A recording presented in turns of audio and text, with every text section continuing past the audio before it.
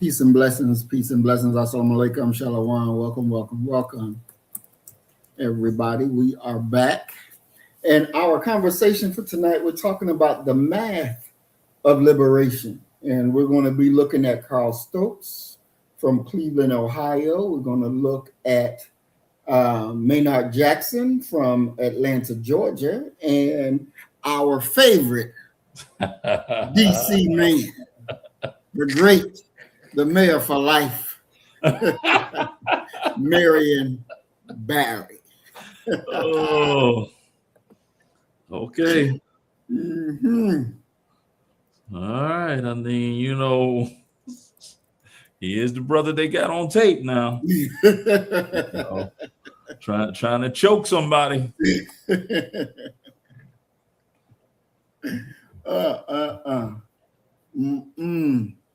Now, when we look at, first of all, politics, most people, Doc, I would consider to say most of, or maybe not most, but a lot of our people, I don't believe, understand politics. Mm-hmm. We're going to get in later into the program where it was said during Maynard Jackson time, and I think maybe he was the one that said it.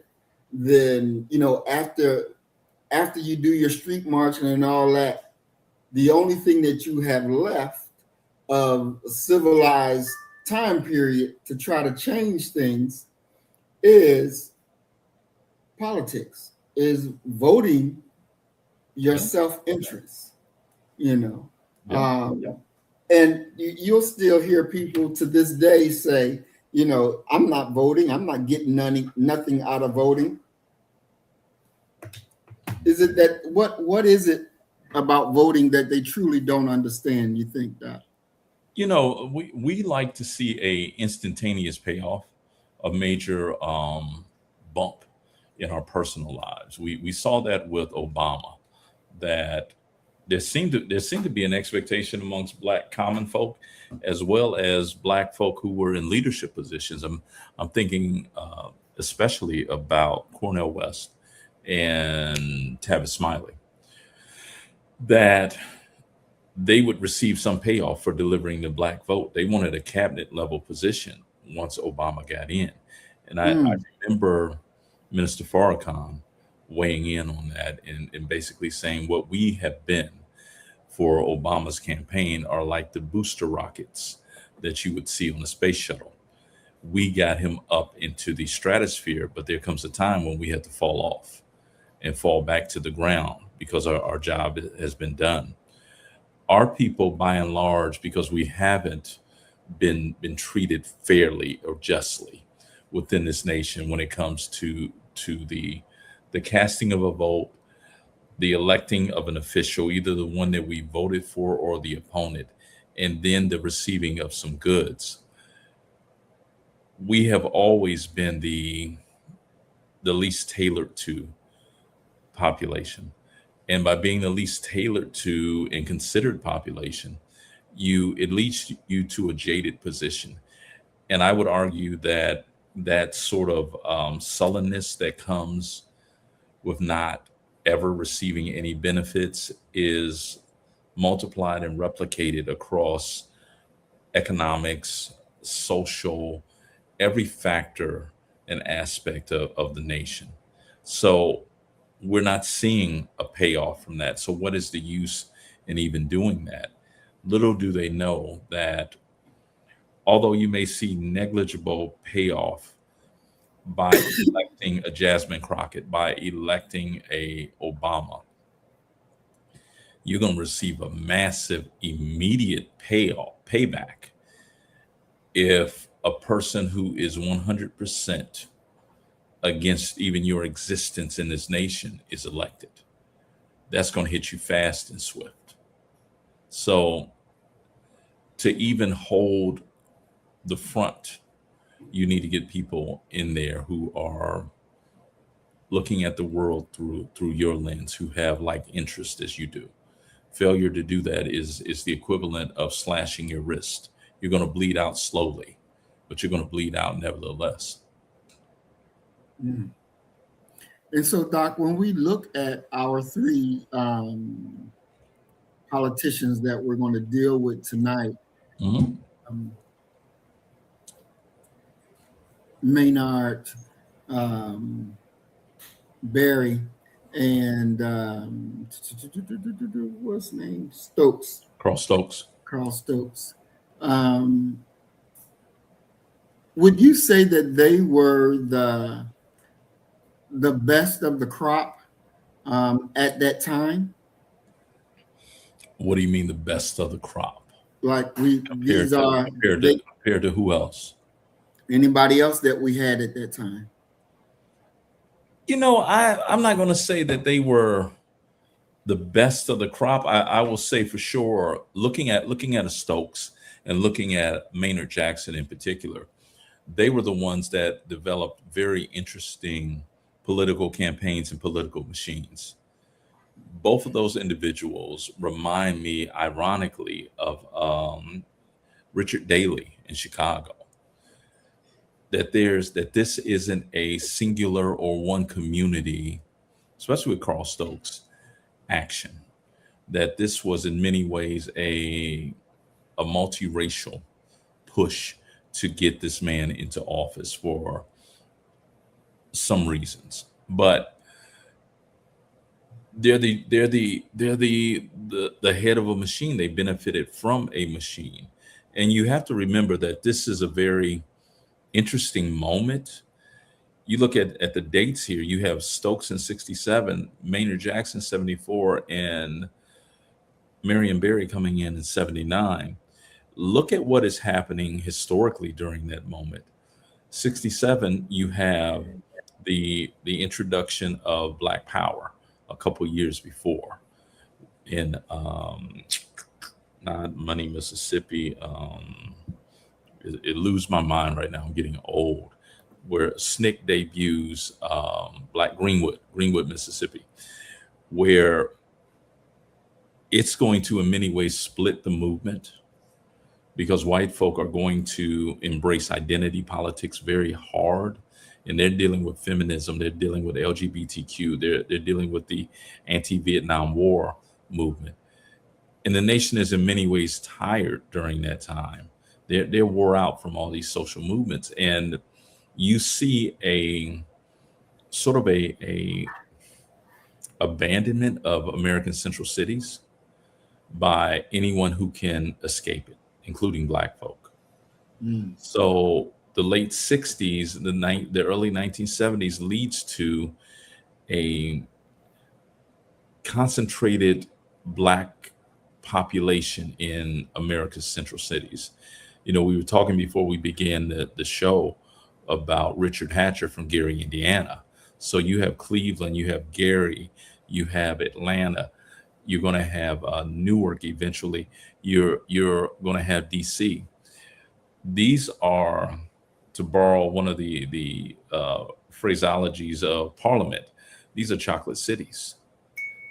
And so America, by that time, by the 1970s, has really converted into the idea of chocolate cities and vanilla suburbs, as George Clinton put it. So they're the right men at the right time, I would say. They're heading Black cities. Make no mistake about it. Wow. Excellent. Excellent. So we're going to look at our first one, Carl Stokes, the mayor of Cleveland. And so we said Carl Stokes was a groundbreaking Black mayor who pushed hard for Black political power, jobs, and urban reform in Cleveland. But he was worn down by the white backlash, police conflict, urban unrest, and the limits of being one Black man leading a divided city.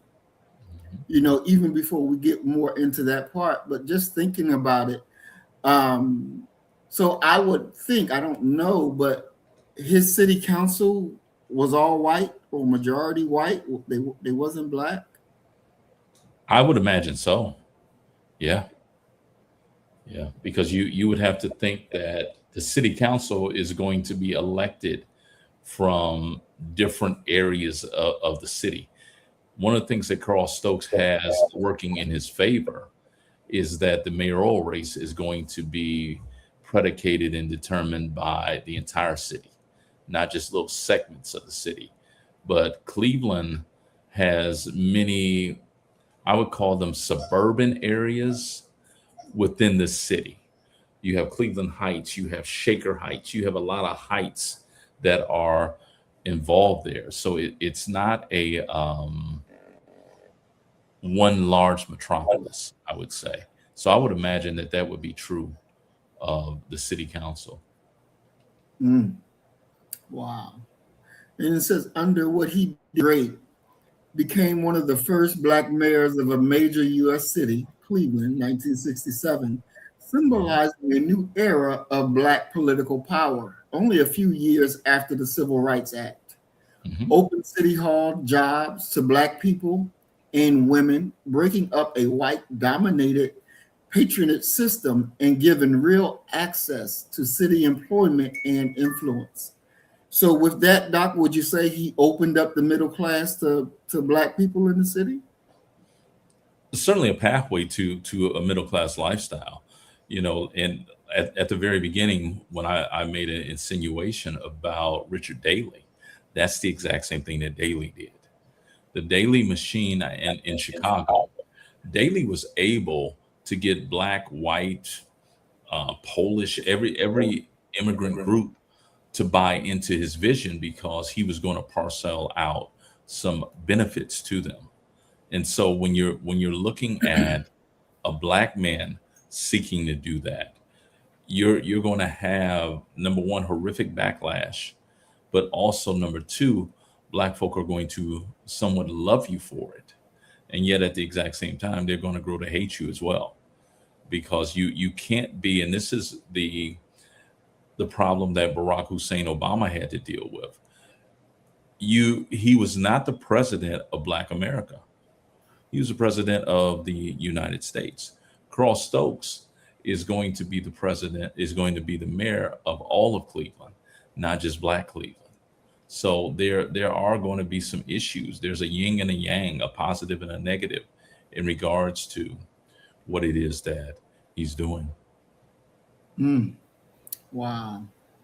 And then it also says that he pushed Black economic empowerment by insisting that Black business get city contracts and that banks lend to Black-owned companies, directly fighting economic exclusion.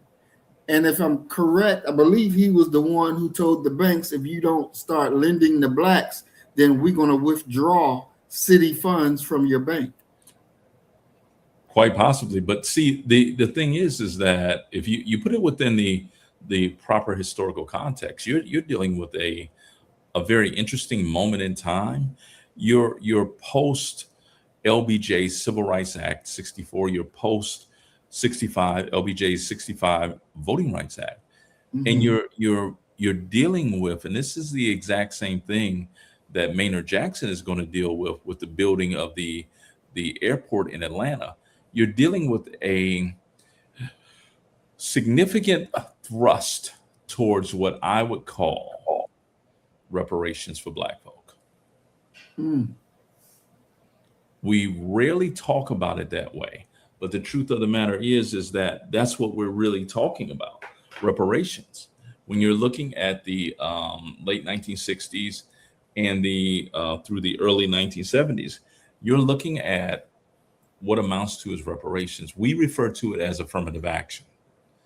The Reverend Dr. Martin Luther King Jr. says this in one of his writings. He says, "It would seem to me that a nation that has done so much against the Negro for so long would not have much of a problem with doing something positive for the Negro, at least for a period of time." That's reparations. That was our reparations, the affirmative action movement.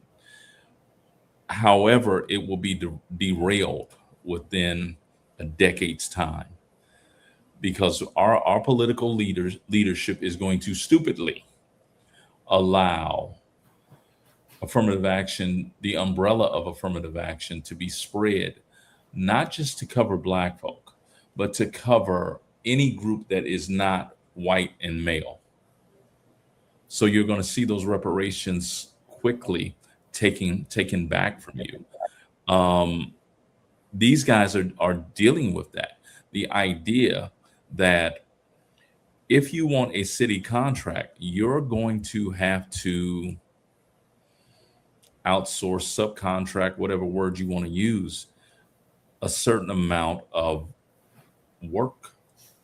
Maynard Jackson, he came up with a formula that here you have a situation, if Atlanta proper is 60% black and you took your business out of Atlanta proper and put it into one of the suburban areas, you're going to have to subcontract 60% of that work, because he understood, and Carl Stokes understood, that what we needed was to have we need to have dollars in black hands that can circulate within Black America, and hope and pray that our people are savvy enough and economically educated enough to understand the worth and utility of circulating that dollar within their own community, and they don't just allow those dollars to fly out like pigeons.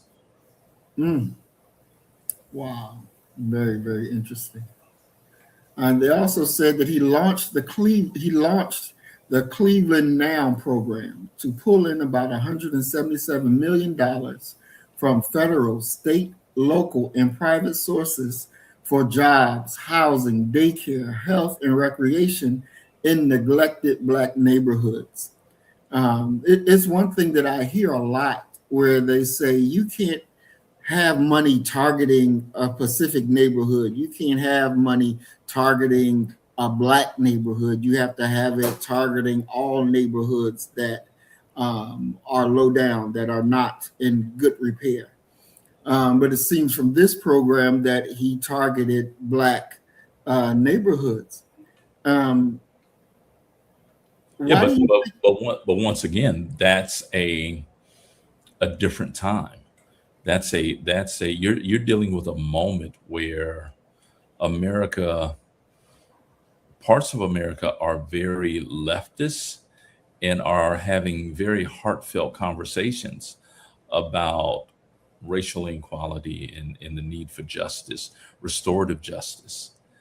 Those conversations are going to, in many ways, abruptly end when you see the hippies reaching the age where they're inheriting their father's business, and many of their priorities are going to sort of conform to keeping that money within the family. All right, excellent. And so then also says he enforced housing codes, demolished some slums, and helped build thousands of new public housing units, trying to attack urban decay at its roots. So it seems to be like he was really trying to restore the places where our people lived. Yeah, I mean, when you talk about directing government dollars for a certain demographic,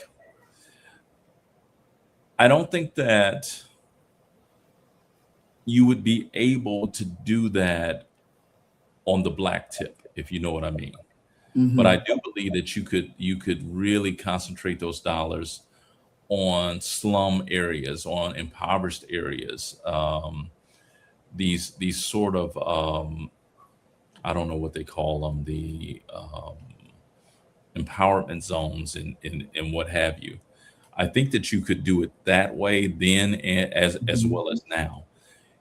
It's not even today, and we're dealing with this as a nation, and we'll continue to deal with it. But the idea of tax cuts for the rich, how is that any different from the idea of what Stokes and Jackson and those guys did? You're elected, and you're going to arrange the rules and the laws and the bylaws and regulations to benefit a group that you want to benefit. And therein lies the the worth and the utility of why people need to be involved in the not only voting but the political process in general. Definitely. And then it says he became a national voice on environmental justice after the 1969 Cuyahoga River fire, using his platform to push for clean water and bring attention to industrial pollution affecting urban communities. So he sounds like, Yeah, I mean, you would have to. That doesn't sound very black, but take a look at Flint, Michigan, and see what was happening there. You don't have to address it as well. We getting ready to get clean water for black folk. No, what we're gonna do is we're gonna clean up the water. You don't even need to mention race, because everyone understands why the water needs to be cleaned up, and they also implicitly are going to understand where is this flammable liquid, who's ingesting it. It's very clear who's ingesting it, whose children are ingesting it. right. And so I think that therein lies the ability to really address some things without alienating white power brokers or the white mass. Definitely. And then it also says that outside of the mayor's office, he kept breaking barriers as the first Black TV anchorman in New York City, and later served as a judge and a U.S. ambassador, showing he kept reinventing himself in the public life. That's very, very interesting. And one thing that I've noticed by studying these guys is after their political run was over, they didn't have anything to fall back on, like they create their own business and, or the Black people that they help create business, that he can go to them and do more business or something. But they didn't do that. And it was very shocking for, when we get into Jackson, Maynard Jackson, he actually had to leave Atlanta to go to New York to get a job there because nobody would hire him in Atlanta. Well, that's a lot of that is punishment, because we were not there. There's something to be said for individuals who have been privileged their entire lives. If you've been privileged your entire life, to go to being treated normally, average, like other people, feels like abuse, because you're used to getting the fat part of it. Whatever scraps are left, you give that to the other folk. You give that over there to the Black community, whatever's left. But let me get, the lion's share of, the choicest meats and cuts off of this. And when that doesn't occur, bitterness sets in, because people are counting how much money, not how much they're making, how much they're not getting, because you decided to implement some policies that did not make me favorite status. So when your time is up, we're going to see what they got for you.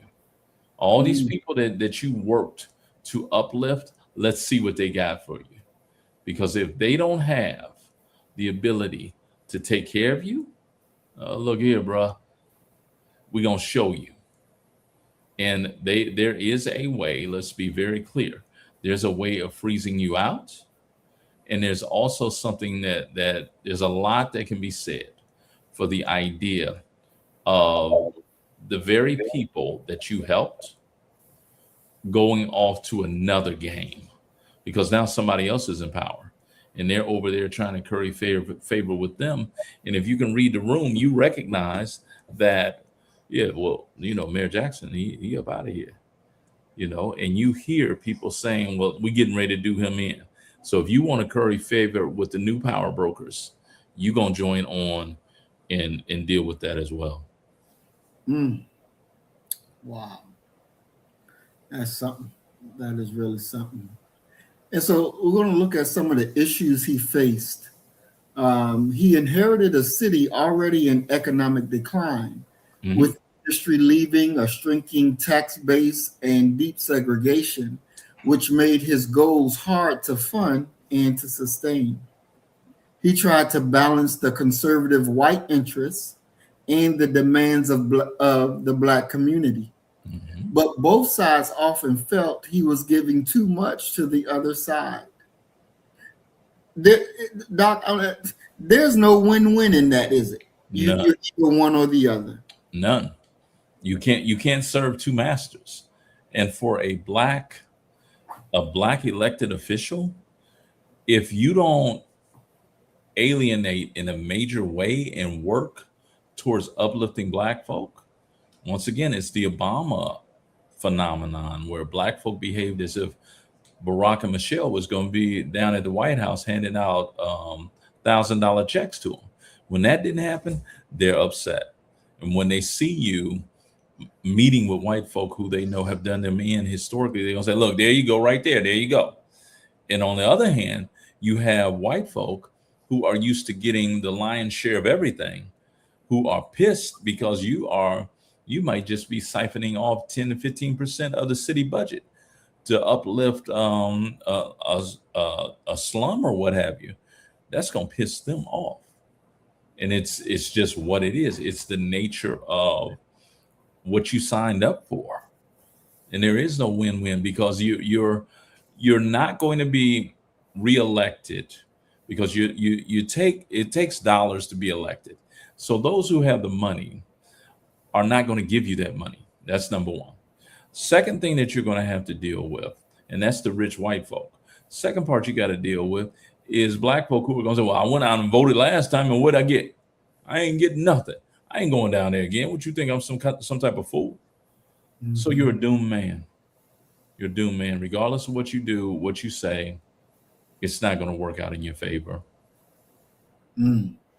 What would be the realistic expectations of a Black mayor or a Black governor or Black president toward the Black community? What would be a realistic expectation that they should accept?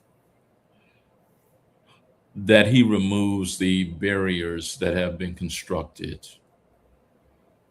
for Black participation in local government. And that means it's business people working within City Hall and what have you.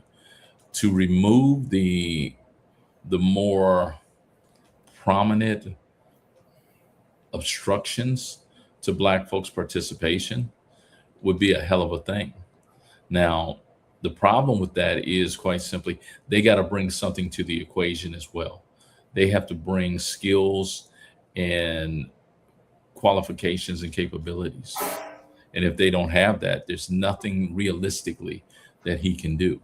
And as we both know, that's a long, elongated process to become certified to be an accountant, to be certified to be a city anything.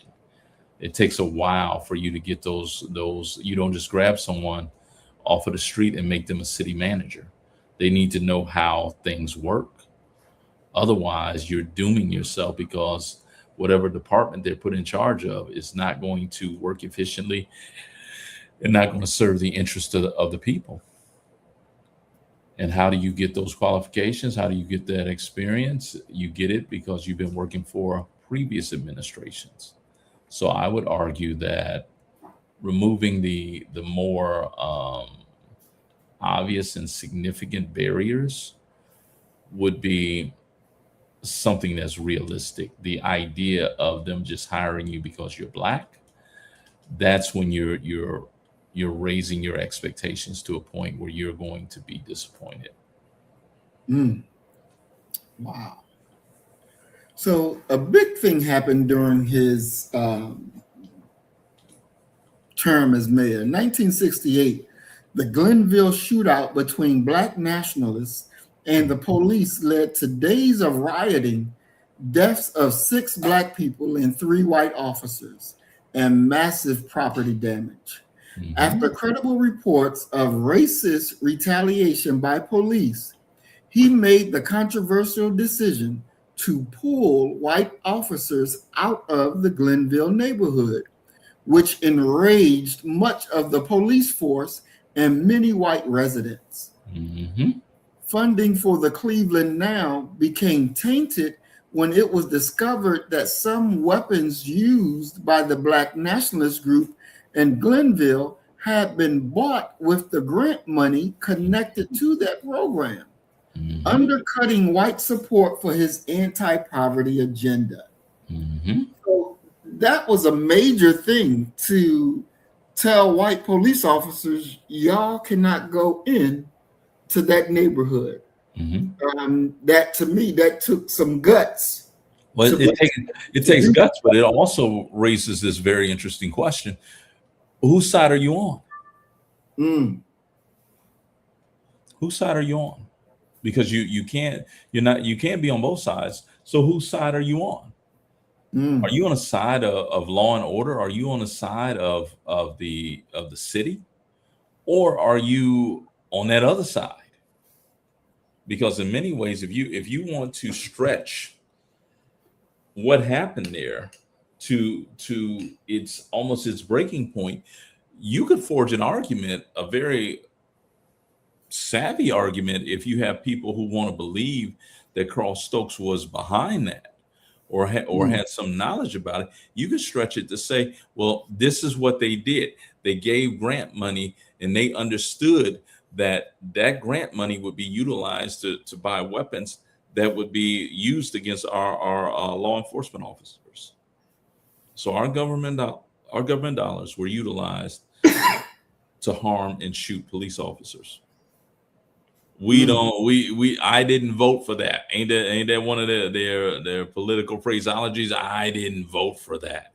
Exactly. And you can clearly see that you're between a rock and a hard place. One of the things that we don't talk about much when we talk about that series of Black mayors who are elected, and Carl Stokes is a wonderful example of what happens. One of the things that we don't talk about is every one of those cities that elected a Black man was in a worse financial position by the time he left than when he arrived. And it wasn't due to his ineptitude, but it's due to white flight, because white folk are going to concede the central cities to you. Okay, that's what y'all want to do. That's how y'all want to do it. We leaving. And when we leave, we're taking our businesses and our money and our taxable income with us. That's one issue that you got to deal with. Okay. But you also are going to have to deal with a series of other issues that flow from that. And it is an absence and lack of jobs. So now you're developing a community or several communities that, for lack of a better way of looking at it or even discussing it, you're creating a Cabrini Green. You're concentrating Black poverty. And one of the things that we know for sure is that people are gonna eat. Come hook or crook, come, whether rhyme or crime, I'm gonna get mine. And then you throw in there the introduction of it's in many ways the early 1970s in general, all the way through the 1980s, is the perfect storm for the development of Black urban blight. It isn't that because these people are Black, because let's situate it within what actually happened. You have a moment where Black folk are actually exiting predominantly white institutions now. You had the Brown case in 54. So by the late 60s, these Black folk have matriculated through there, and their values are different than previous Black people's values, because they have different opportunities. They have opportunities to go work at IBM to make a shitload of money.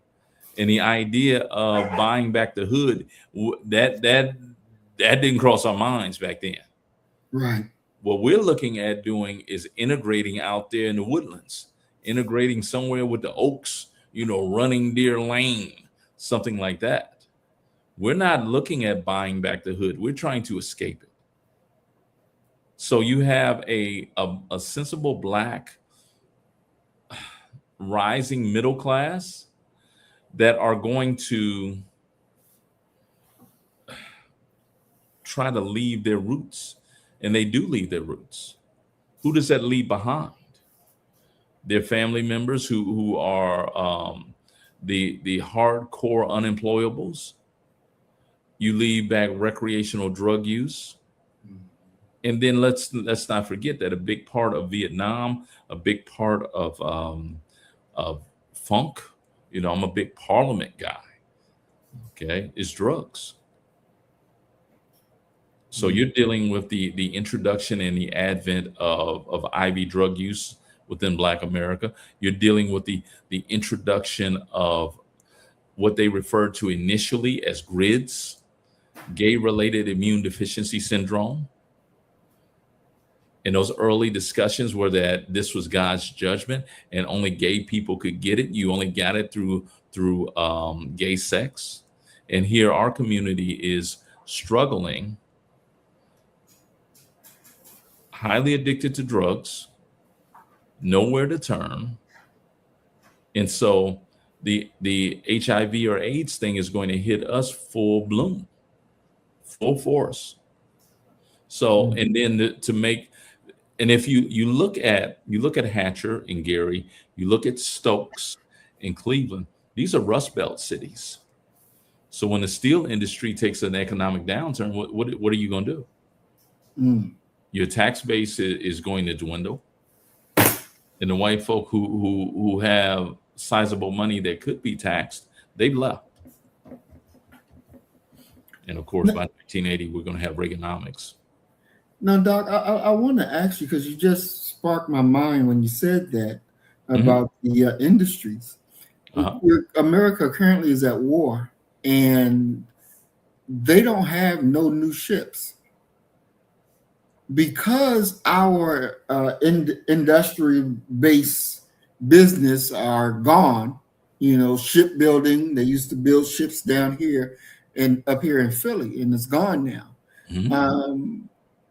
Those things, I guess, when they were going out of business or whatever, they never saw a day coming where, hey, we may lose all these ships, and now we need more ships. We ain't got them.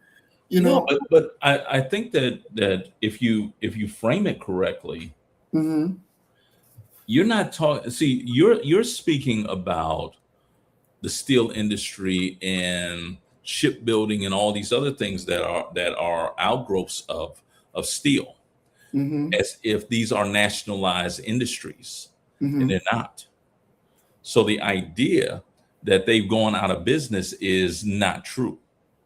What they've done is they moved their operations to more profitable areas, one, but also my father's a steel worker, and I worked in a steel mill for several years. The steel mill that I worked in, the same one my father worked in, and it's representative of what it is that I'm actually talking about. I can't name it for you, because it transferred ownership so many times. It was Detroit Empire Steel at one moment.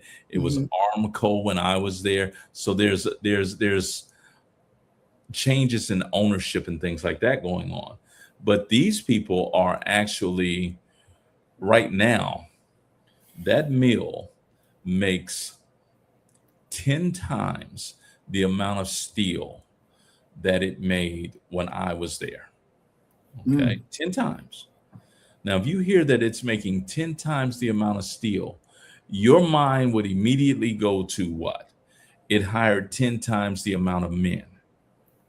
No, because now it is all mechanized. It is technology behind it.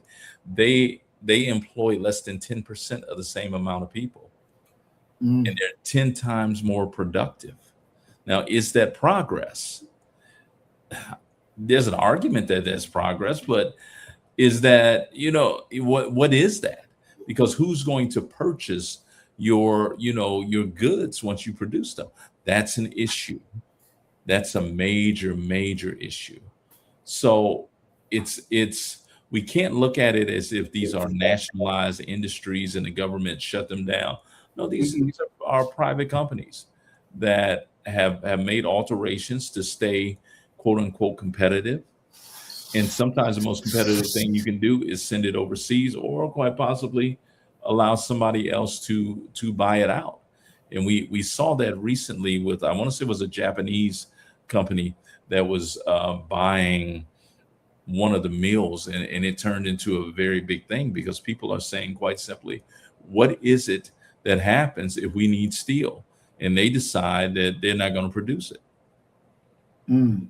So it's a very complex, intricate dance that needed to happen, Mm-hmm. but it's a dance that, to the chagrin of most Americans, that occurs without the input of a Carl Stokes, without a Maynard Jackson. They have nothing to do with this, because these people are in many ways looking for tax breaks. They're looking to put their companies in certain places. You know, my hometown, Mansfield, Ohio, we principally had two primary industries. One was a steel mill, Mm-hmm. and the other one was a General Motors Corporation.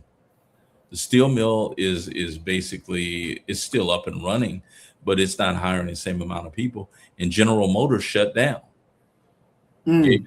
gave its workers a choice.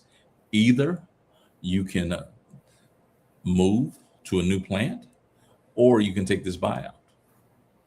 And many people took the buyout. And of course, you know, you take a lump sum of money, and within 2 to 3 years, you're dead broke. Right. And so many of these people, and let's be very clear, this really happened with Maynard Jackson in Atlanta. Mm-hmm. Many of the people who went to Atlanta, one of the jokes of Atlanta for the longest time was that nobody in Atlanta is from Atlanta. Mm-hmm. When Maynard Jackson won, it was a sign for many people that Atlanta is now a black city. And if you wanted to try to make it, you could go to Atlanta because they had all of these opportunities. Now, Atlanta is a wonderful city for certain types of black folk. Mm-hmm. But for some other black folk, Atlanta is a rough road to hoe.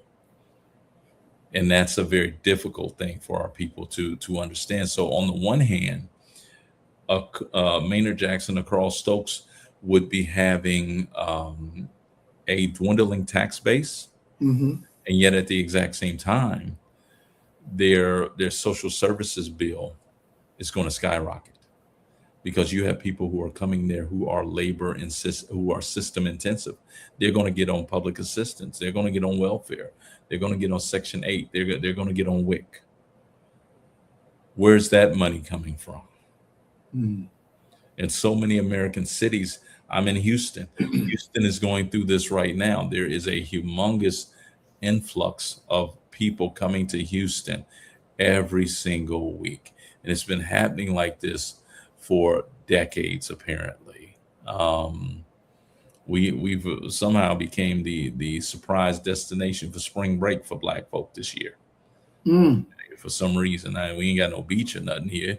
You go down there to that dirty beach down there in Galveston if you want to, I guess.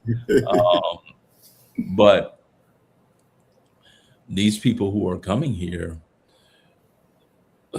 what are they going to do? If they can't get a job, if they don't have a job already, they're going to ultimately end up on public assistance. And the idea of a skyrocketing public assistance bill, social services bill, combining with the harsh and undeniable reality that the city is overcrowded, we're in trouble. And to sort of make that even worse, the pension system of city workers it did Detroit in, and it's doing Houston in. That the system for city workers and what have you, they're living longer. They're living too long. And it's leading to phenomenal problems. Mm. Phenomenal. Wow. So are you thinking that Houston is going to become another Detroit with the abandoned houses and all that? Is that what you're seeing? What's happening in Houston is that the central city areas, the fifth ward, they don't even call the fifth ward anymore down here. It's called the economic corridor, which Mm. gives you a heck of a hint of who named it and who's going, what's going to happen there. The third ward is now called sections of it is called Midtown.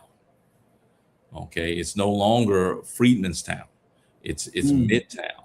So you Mm. have a pressure, just as we saw in the 1970s, of white flight going out. You're Mm-hmm. seeing a white rush back in. That's the best way to describe it. So that now within the central loop, Houston has three loops, but Mm-hmm. within the central loop, you're going to see a lot of white folk, and you're already seeing a lot of white folk here.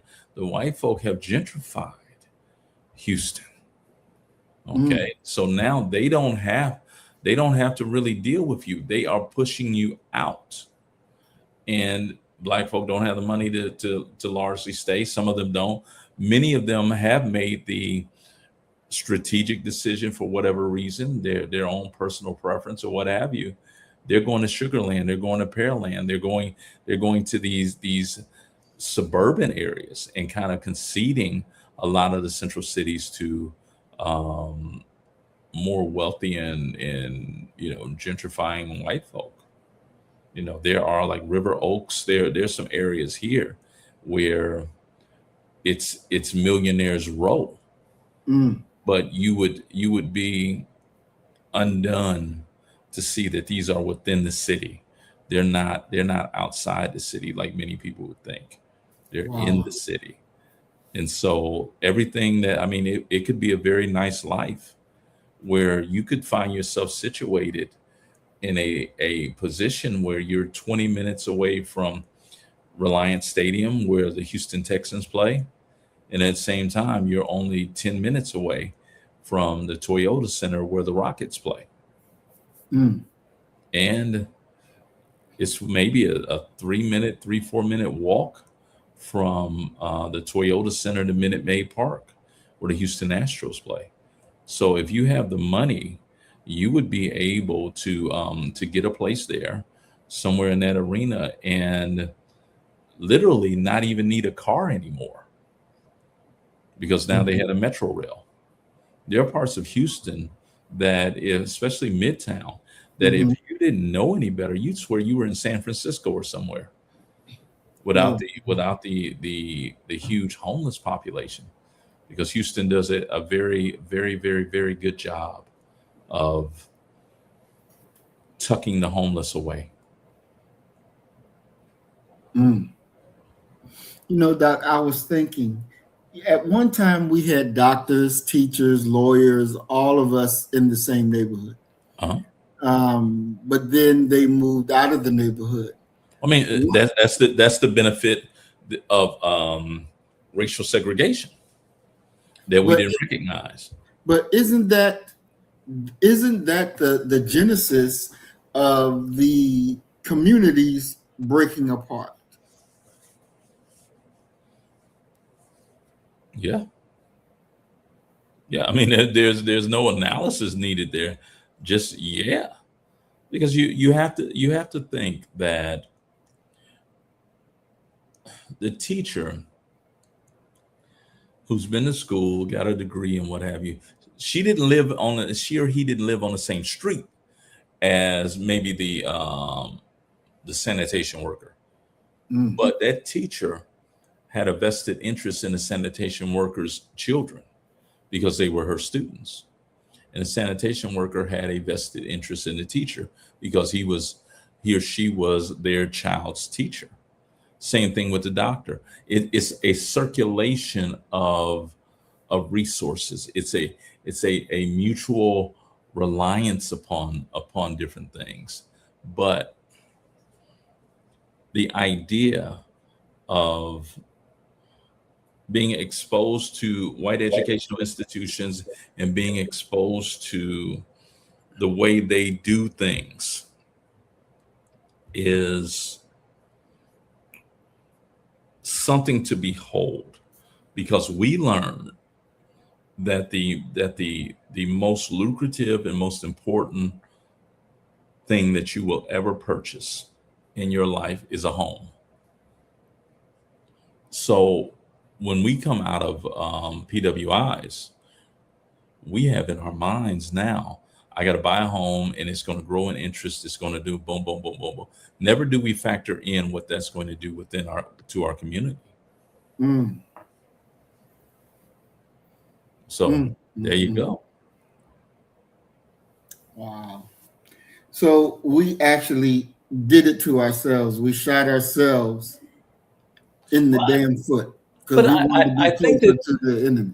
I mean, to be fair to them, I think that what ended up happening for us is that we confused the ability to live away from our own kind, the ability to go to a Sears, a Crest, a Woolworths with the need to do it. Now, we had every right as Americans to be able to go to those places. Yet at the exact same time, do we have a need to do it? Because every dollar that you're going to spend in those places is a dollar that is not going to be spent within your community. There's a great movie, Lackawanna Blues. At the end of Lackawanna Blues, it's about Lackawanna, New York, and how all these Southern Black folk migrate, and they stay with Nanny, who is sort of almost like a way station for them to transition to life outside of the South. At the very end, Nanny's old, and you have Hill Harper. He's her sort of her adopted son, who's walking down the street, and you can finally see what Lackawanna Blues looks like in the post-integration period and the post-segregated period. And he says this. He says, in our hurry to integrate, we never took a moment to recognize that every time a white door opened, a black one closed. And therein is where the problem is. That here you have situations where Black folk mistook the need, with the ability, and that did us in, especially economically. And then when you factor in, you have situations where Black folk feel as if they haven't moved on up like the Jeffersons until they're living, on the East Side, right, instead of staying within their community and uplifting their community. But let's be fair to them. Their communities are rife with prostitution, drug abuse, poverty, and those things produce a dysfunctional culture that anyone with good sense is not going to want their children around. Wow. Wow. I think, Doc, and I could be wrong, I don't have no actual facts, but I'm just thinking that the crime problem didn't get outrageous until after Black Flight, after the doctors, the lawyers, the teachers, after they got out, then actually Black crime became a serious problem. Well, but I mean, think about it logically, that just by virtue of them, of the I call them citizens, virtue of the citizens leaving, that's going to lead to just numbers wise a escalation of crime and what have you. But I agree with what it is that you're saying. You have to remember that that population of individuals, the educated population, the sober-minded Negroes, as some people would refer to them, those who are running businesses and they're the entrepreneurs and what have you, they are a stabilizing force within the community. Mm-hmm. And we can never forget how important and how central the Black church is, Mm-hmm. because the Black church is running things. That's where Black folk are at. Mm-hmm. And for those who were poor, impoverished, who needed assistance, there was in many ways a demand coming out of the church that if you needed resources, you needed help, you needed to bring them kids down here to this church, so that and join the church rolls, so that we can build up a better family for you guys. We can teach you guys some things. And there's also, because you have the entrepreneurial class, you have the business class attending the same church as poor people. I remember being in a church service, and a woman got up and she talked about how difficult it had been for her and her children in her life, and how she had a drug addiction and she was trying to get her life right. She had been clean for, I don't remember how long, she said, but she was looking for a job. She was trying to get a job. And a lady stands up from across the church and goes to the mic. And the lady says, "I'm so and so and so and so from some company."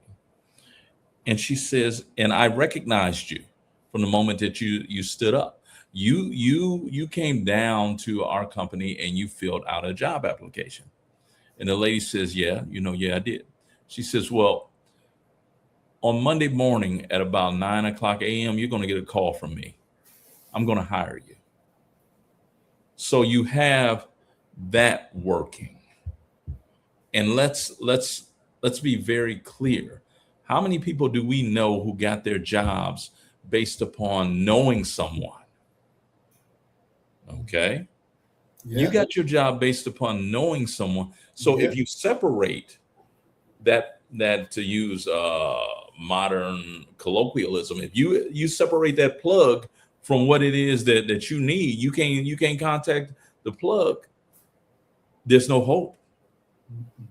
You're in a pool with 3,000 other applicants.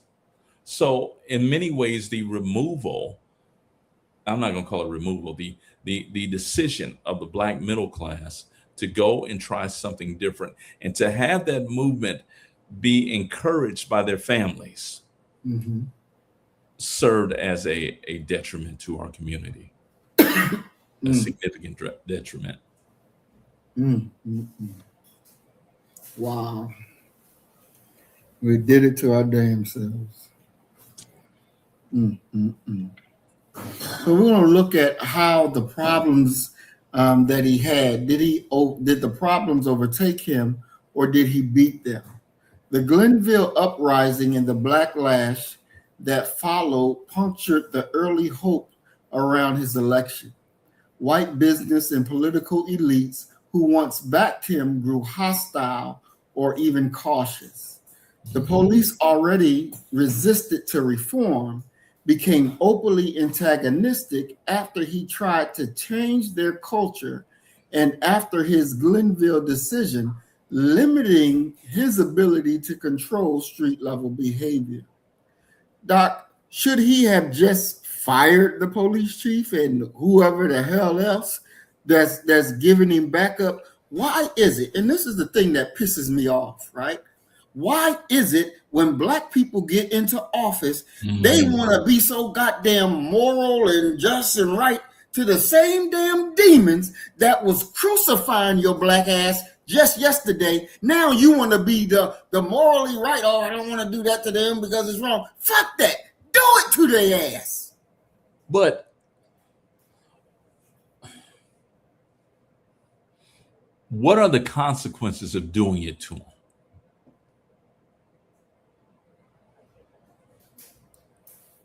It guarantees that opposition that is working against you already that there's no hope in repairing that relationship. That's what that guarantees. Okay. So now you're going to have to deal with the other issue. And that other issue is it's the John F. Kennedy, Richard Nixon dilemma. Do you have enough Black support, or will you increase your Black support to be able to pull this thing off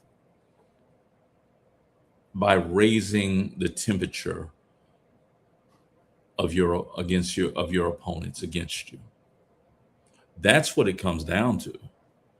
I don't think that Carl Stokes for a moment didn't necessarily want to fire them.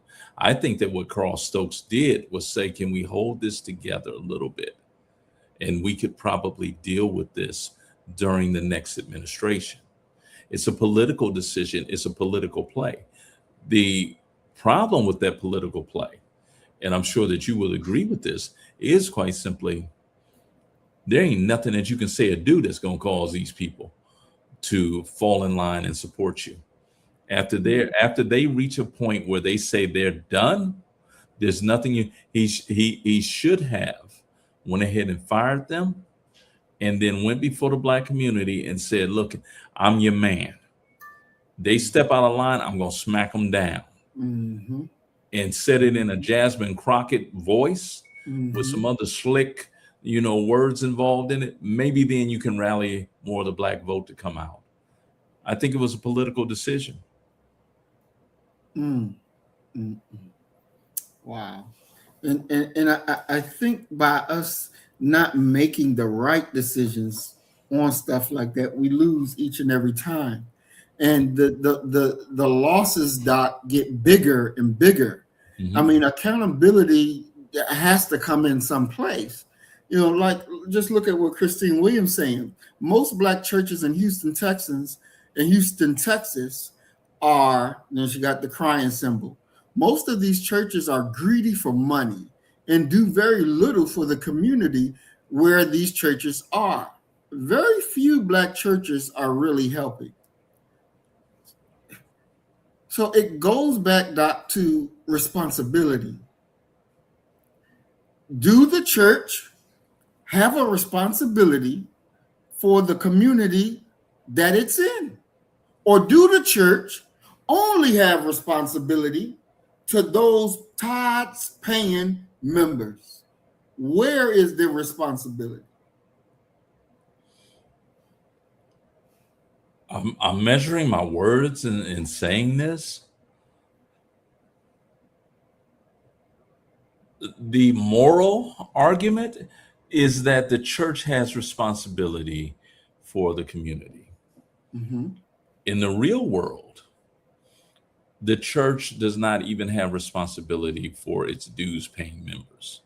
The church is an institution that serves a purpose of inspiration. That's how it has acted and behaved and been for the longest time now. And that's a sad situation.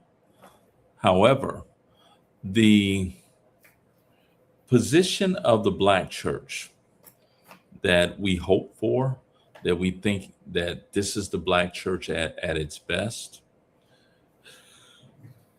those old guard leaders are now gone.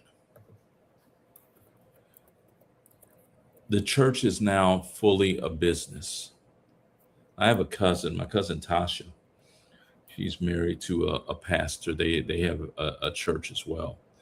But Tasha studied church administration funding or financing. That's where they are now. And unfortunately, it appears from where I'm sitting, it appears as if what Christine Williams is saying about, yes, they do have a moral responsibility, but come on, we all know that it is about who's who within the church. Everybody, when they say that God is no respecter of person, that don't apply to that church. I will never forget this. It's one of the reasons why I don't like this cat.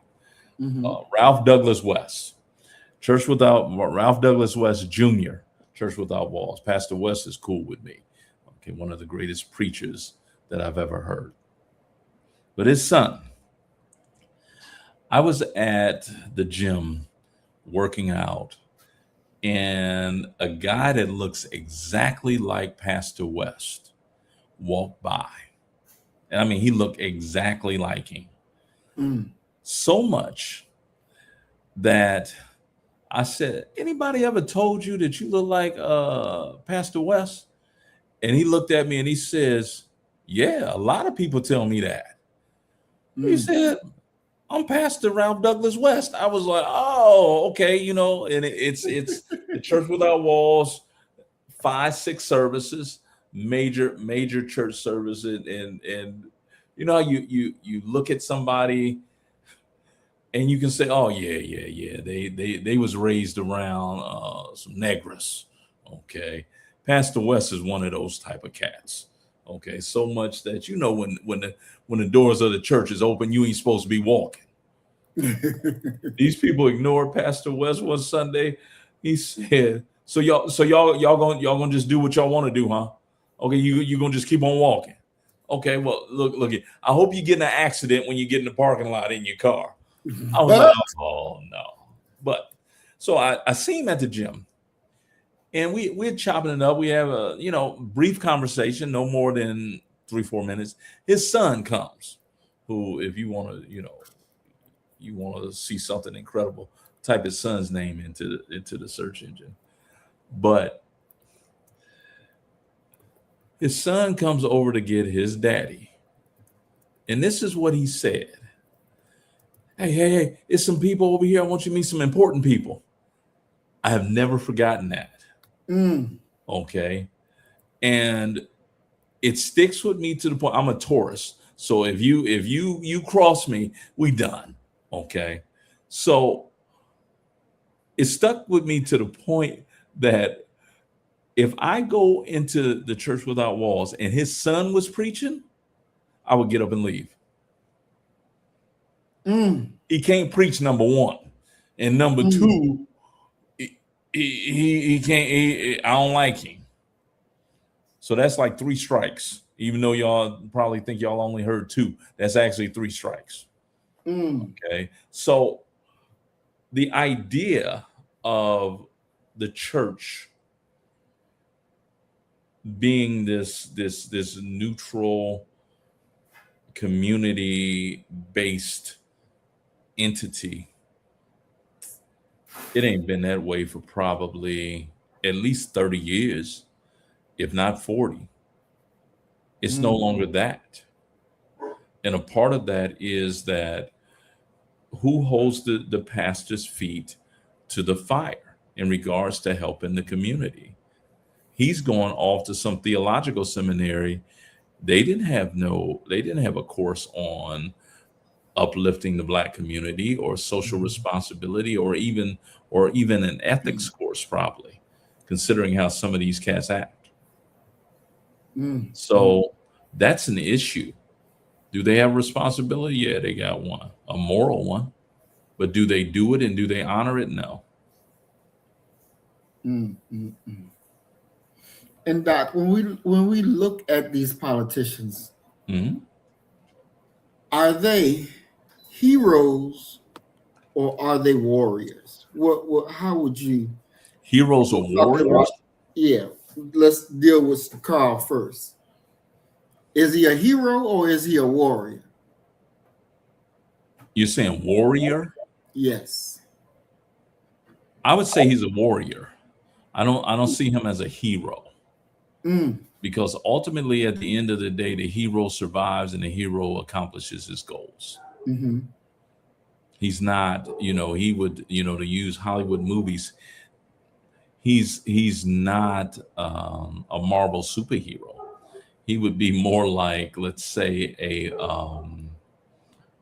who would be a good person? He would be like Maximus from the Gladiator. who ultimately is slain in the end. He was a warrior. He fought through. You don't get to the position that these men are in without being warriors. Are they inspirational? Certainly. But warriors, yes. Okay, definitely.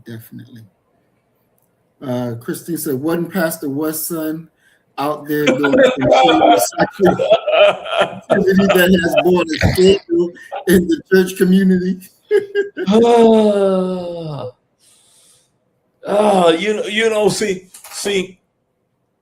See, that's Christine Williams. I want you to get hooked up with Twin Pyramid because y'all are like-minded people. Okay, y'all need to find y'all way to each. Both of y'all in Houston.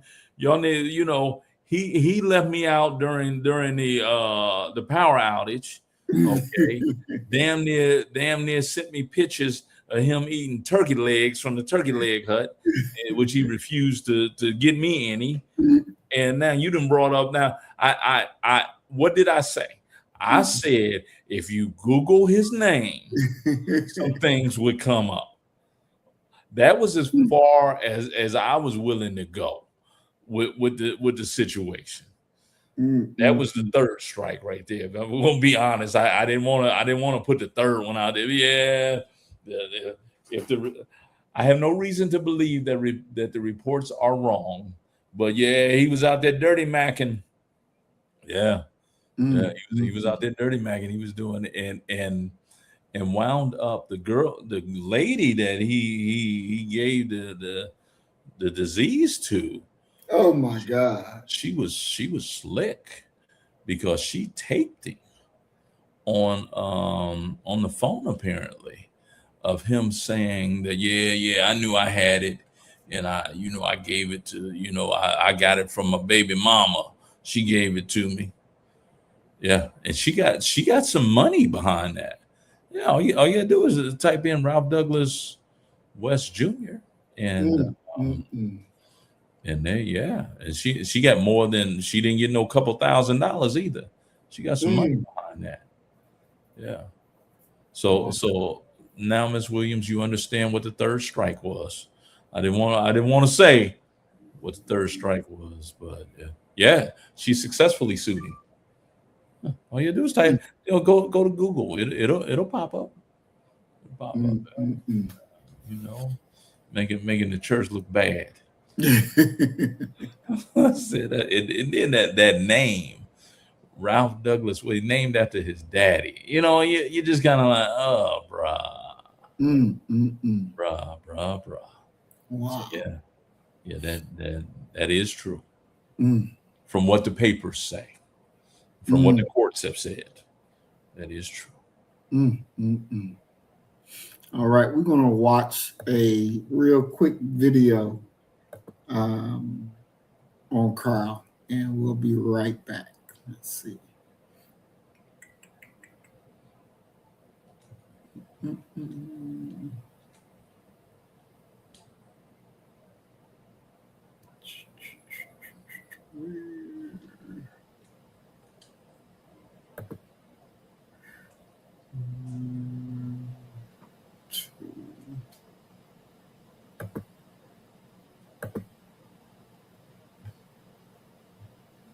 Here we go.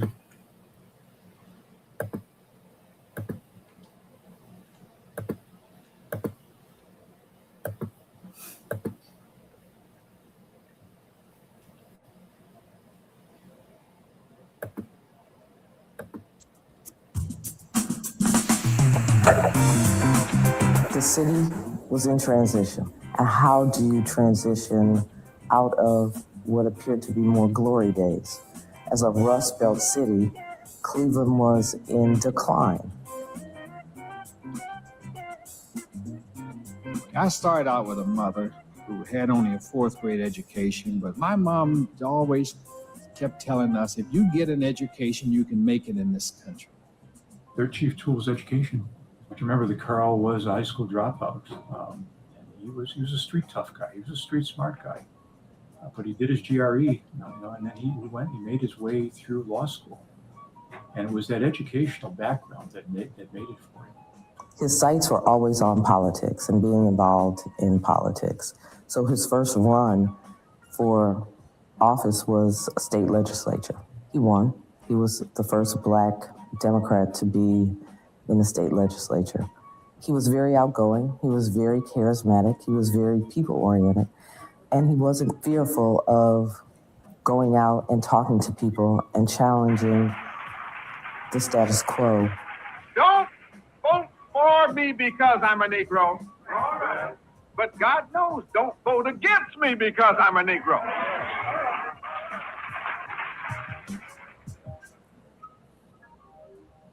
Remember about his victory at that time is that a majority of Cleveland was still, quote unquote, white.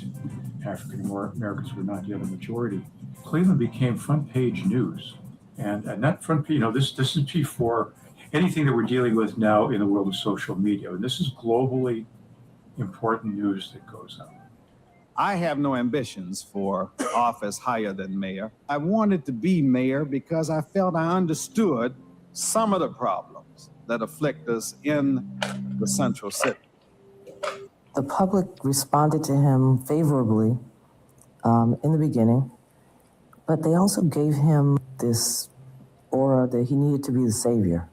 1969, there was another urban rebellion in the Glenville neighborhood. Glenville shootout, Glenville riots.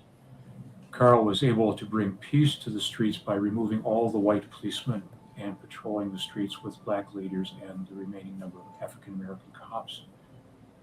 And that built a lasting enmity between him and the police department. He started a program called Cleveland Now. He realized, as other Clevelanders were beginning to realize, that in the 1960s the city was in decline. The Cleveland Now program raised money both from foundations and businesses, and his goal was to use this private money to make up for the holes left in the funding and to make Cleveland a better city for everyone. He was ahead of his time, and he studied the issues. He was prepared, and that he didn't come to the moment because African Americans alone voted him into office. He was a forward-thinking mayor. He brought more African Americans into City Hall and into city government jobs than there had ever been before. He opened the doors for many young Black professionals in governance. His mission was to affect change in a city for all of its residents, and not just for African American.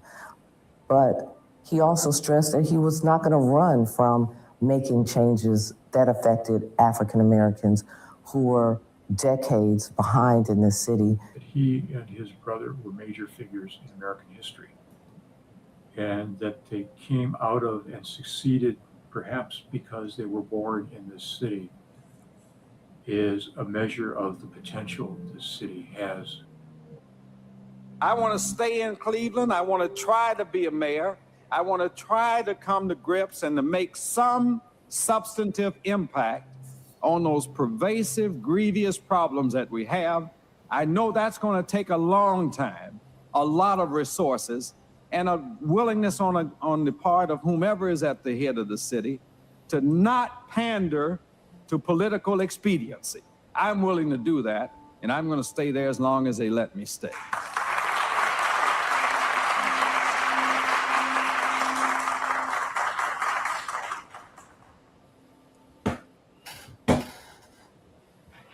Hello, it's Kennedy for Reason TV. All right. So there we have it with Brother Carl. And he won his 1969 running on his concrete first term wins and his disciplined citywide coalition. But the Greenville fallout, money problems, and nonstop institutional warfare convinced him not to run again in 71. I don't know, Doc, do you know what militants got the money to get the guns to kill up the police? No, not off the top of my head. No, I would imagine it would be some organization that had enough wherewithal, enough infrastructure to apply for grants. You have to remember that was not uncommon during the 1960s.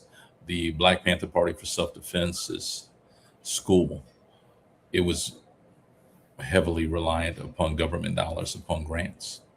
They had written grants, and they were able to keep the school going. And many people have said that was really the undoing of the Panthers. And it is that Huey P. Newton, who was addicted to crack cocaine, was able to get access to the checkbook for those grants. And that led to significant damage and blow to what the Panthers were able to do. Wow. Very, very interesting, Brother Carl Stokes. Now we're going to move on to the next one. Maynard Jackson. My man. So now Maynard Jackson, he was the mayor of Atlanta, Georgia.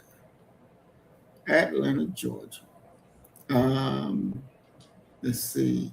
Maynard Jackson faced fierce resistance from white business elites, labor unrest, racial tension, and fear over crime and the Atlanta child murders, all while trying to transform Atlanta's power structure and economy.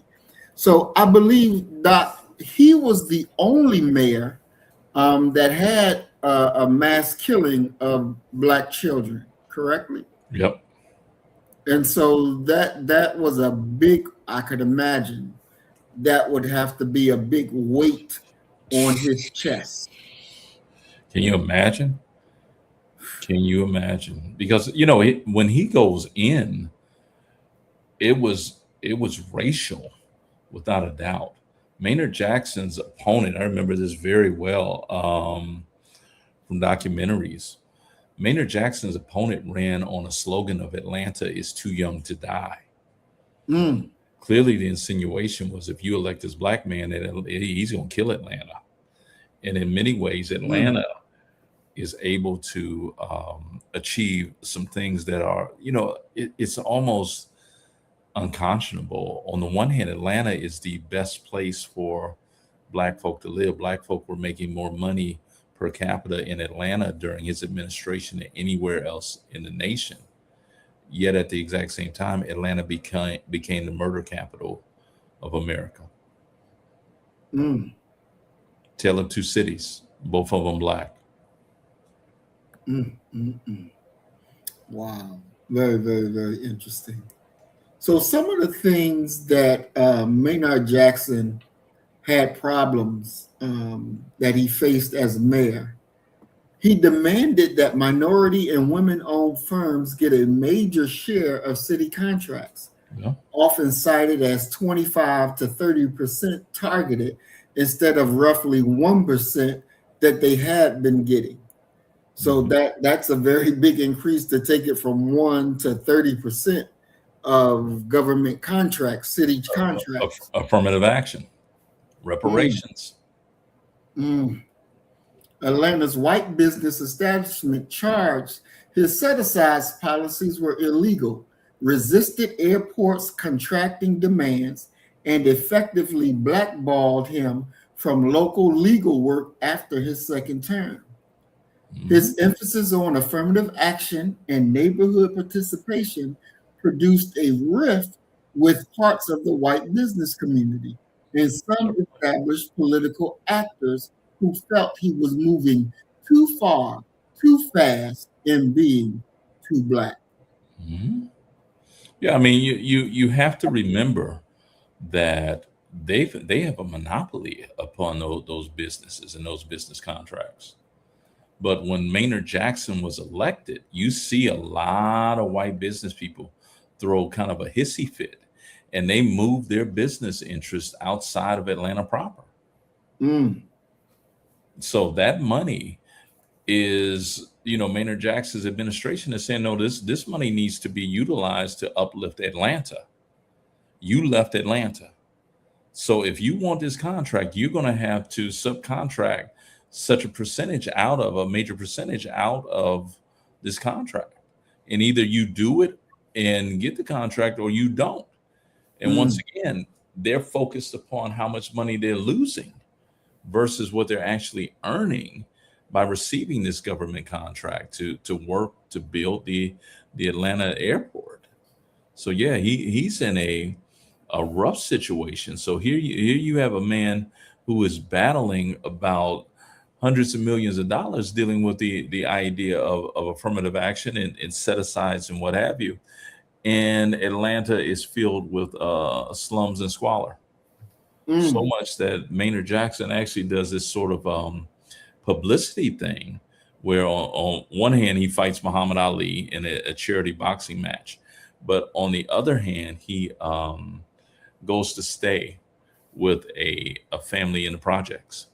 He goes and lives with them for a little bit. Yeah. For a couple of days. So is that where Cory Booker get his living in the projects idea from? I have no idea where Cory Booker got it from, but more than likely, yeah. More than likely, yeah.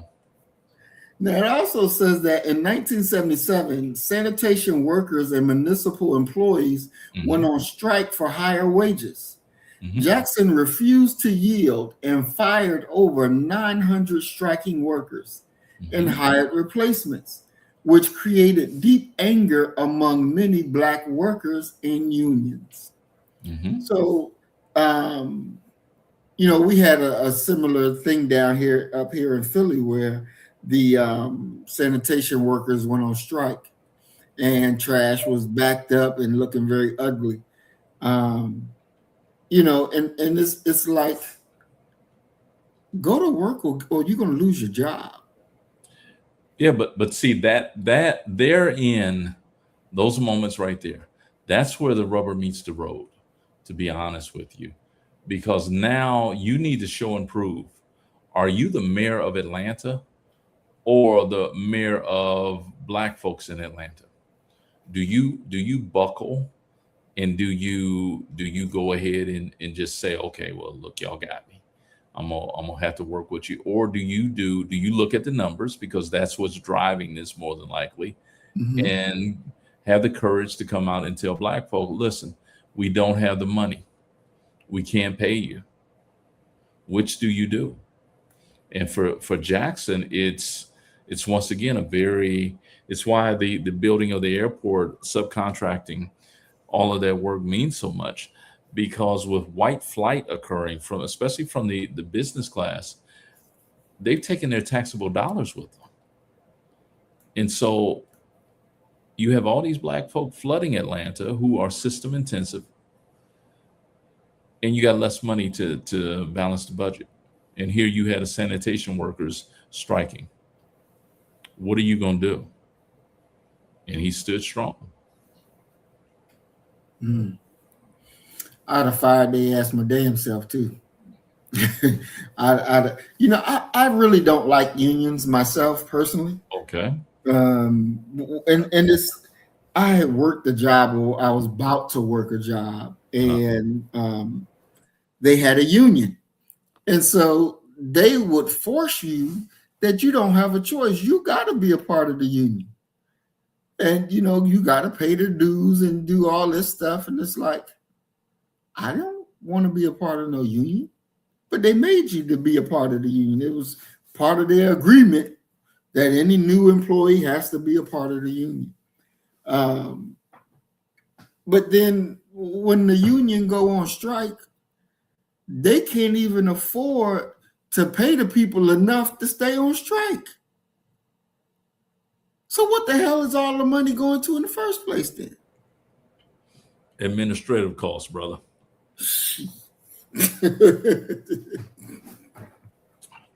Administrative costs. They better administrate their ass back on that job. See that's like I said, I was a steel worker. My father was a steel worker for every job that I knew that he had. It was a steel mill. He claims he had some other jobs, but I don't. They must have been so early that I don't remember them. but we had to join a union as well. And that was my initial exposure to a union. And see, my experience was different from yours because here I am, 18, 19 years old, I would be in the general labor pool. So if anybody called off, they would grab me or somebody out the general labor pool to go and work this job. And the job was always a step up. Here I am, think about 18, 19 years old. I'm working double shifts as a plumber's helper. I don't know nothing about plumbing or nothing like that. I pushed a cart that had all the tools on it. I was making $75 an hour. So my initial exposure, I was like, wait a minute, hold up. They broke it down. They were like, yeah, you just made $1,300 today.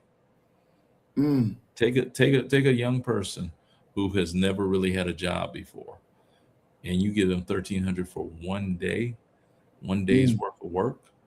And if I ended up on what we call the hot strip, if I was on the hot strip, look here, I not only got paid by the hour, but I also got paid according to the tonnage that was produced. So every ton of steel that we produced, I got paid for it. So it was a completely lucrative job for me. And that's that's the reason. And I know it's because my first experience was so financially beneficial. That's why I'm pro-union.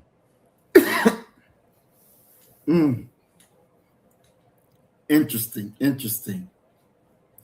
And so it also says that the sanitation conflict and other labor issues exposed him to criticism from both fiscal conservatives for cost and disruptive, and labor/black activists for being too hardlined once in power. Yes. Serving two masters. Then they said another party was dealing with race policing and administration. He pushed to desegregate and diversify the police department, which still had ties to the Ku Klux Klan, and this led to charge clashes with the parts of the police force and their supporters. A high-profile police promotion scandal in the late 70s became a racially sensitive crisis, culminating in the suspension of police chief and controversial over his management of the department. His broader effort to smash the white-dominated governing regime meant he consistently navigated tense race relations with both white conservatives and segments of the Black community who disagreed with his tactics. Is there ever a time, Doc, when you fighting white folks, you don't have to fight the Black folks as well? God damn. Not if there is some spoils to war. You know, if there's something, a political concession that can be secured, if there's financial concession that can be won, no, you're in it, and that's what it comes down to. There's really no getting around that. It's a job that if you're a just man, you would not wish this job and these duties upon your worst enemy, because it's number one, a thankless job, and number two, it's going to kill you if you don't, if you're unlucky, it will kill you. I mean, look at the physical toil that we've seen every American president undergo. Go look at them before they entered that office, and then take another look at them towards the end of their administration, and see what they look like. Exactly. That is you can't be sleeping at night.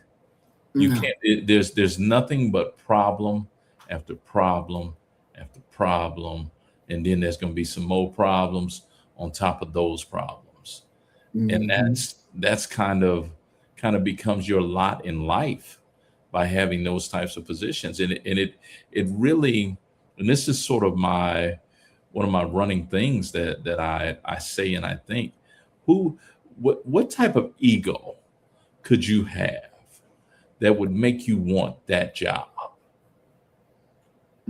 What could be going on within you that makes you say, yeah, you know, I'm gonna go get a job that is gonna cause everybody to hate me because I want to be on TV every once in a while. You have to be darn near insane to want something like that.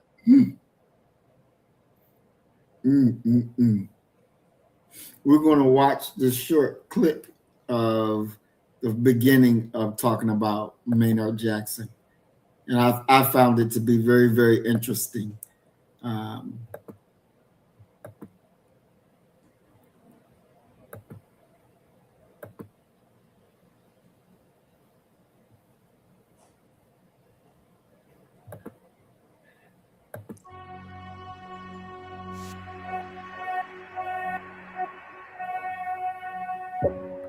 I believe that politics is the last viable means of nonviolent social change for Black people in this country. I think it is so fundamentally important that it work, that it requires of us to make unusual sacrifices.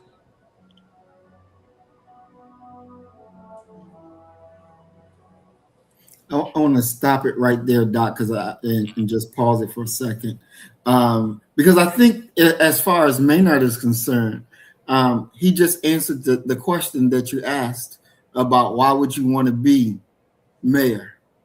And you know, I think that our people really need to understand that point, that look, this is you're getting out to vote, you're running for office.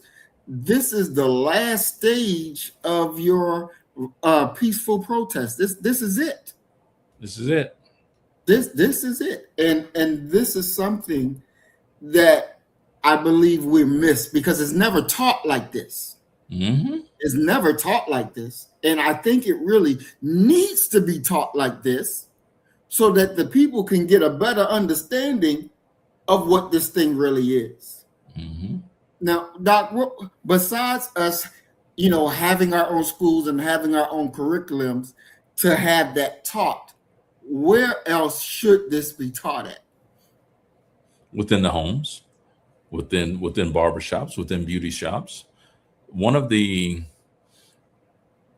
gravest problems that we have as a community is that our people are silly-minded. We like to be titillated. We like to be entertained. We want to sit up and we want to see what's going on this internet show. We want to see, you know, what's happening here. What's this and what's that, versus getting down to what is really important and dealing with those important substantive issues. Let's be honest that a political campaign is not the sexiest thing in the world. It's not the most entertaining thing in the world. However, the spoils that come off of that are what we need to be focused upon. Fred Hampton, I always use Fred Hampton's great quote where he says this about the entire political system. He says that you have to understand that politics is nothing but war without bloodshed, and war is nothing but politics with bloodshed. We are despite being in a nation state, a republic, make no mistake about it, that within that nation state, every group, however people decide that they're going to put themselves together as a group, every group is battling other groups for political resources, for the right to exist in certain geographical areas, for the right to breathe, for the right to have clean drinking water. That's what it is. That's the big game. That's the competition right there. And we're the only ones, for my money, we're the only ones who are out here playing. We're more concerned with, well, I should be allowed to wear my bonnet out in public. Who the hell cares? Who cares? That's a small-minded thing. And our people are too small-minded in regards to a whole lot of things. That's true. You know, it's one of those where, and we see your president Trump, we see Trump do this often. He creates a diversion. You looking right at him, and he don't want you looking at him, so he throws a rock over there, and now you sitting over here like, where'd that rock go? Did that rock fall? Did it go down? And you didn't completely forgot. Exactly. Keeping the main thing the main thing. That's right. So the idea of where should it be discussed? You should be as politically aware as devout Christians are, devout Muslims, when scripture talks about be always in prayer, be fervent in your prayer. That's how you need to be looking at this. You need to look at it from a standpoint that everything is political. Right.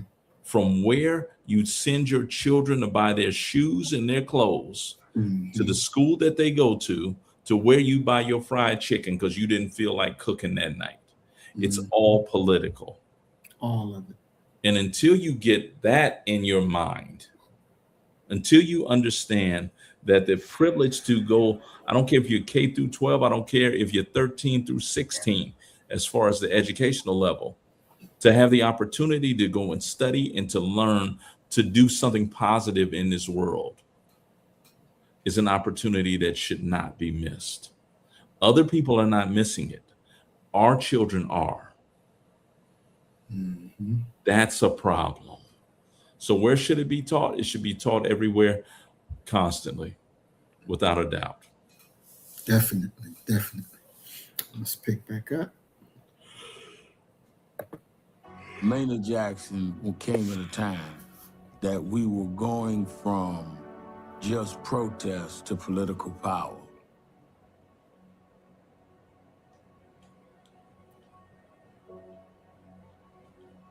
With an estimated black-white ratio of approximately 50-50, we have a unique chance to show the world that men and women and children of goodwill and courage can share the front yards of hope and the backyards of human understanding.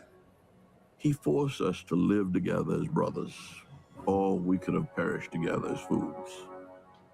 In '65, the Voting Rights Act was passed. And I think that in '68, when Dr. King was killed, it gave a new energy that we wanted political power. And we exercised our right to vote.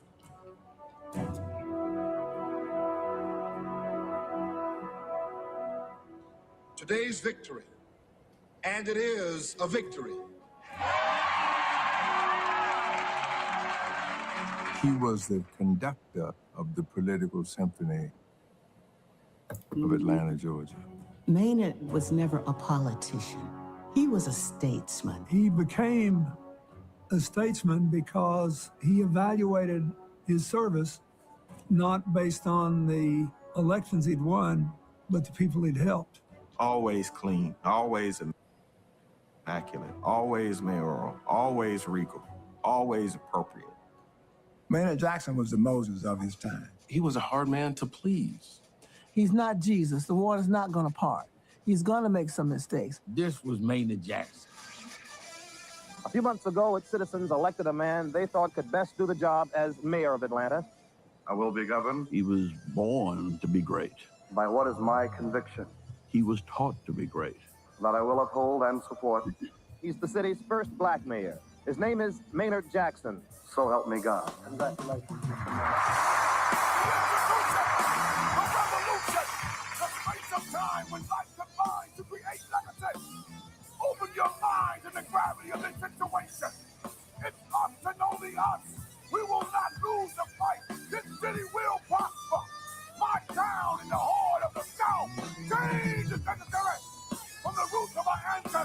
to the living flag that will change the outlook of our future. This is the moment in time we live in euphoric feeling of our people forever. When a man stands for something, they call him hero. I call him warrior. Maynard Jackson is the reason for the essence of life. When you choose to do what Mother Nature has planned, you will be victorious. There's no end to your energy. There's no end to your synergy. You will forever be in the minds and grooves of the streets of Atlanta. Maynard Jackson. Maynard Jackson. Maynard Jackson.